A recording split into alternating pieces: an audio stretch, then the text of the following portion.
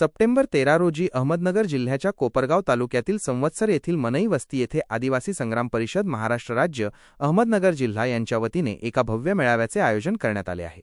या मेळाव्याचे मार्गदर्शन माननीय श्री दशरथ त्रिंबक गायकवाड करणार आहेत। या मेळाव्याचा मुख्य उद्देश आदिवासी समाजाच्या विविध समस्यांवर प्रकाश टाकणे आणि त्यांच्या हक्कांसाठी शासनाचे लक्ष वेधून घेणे हा आहे।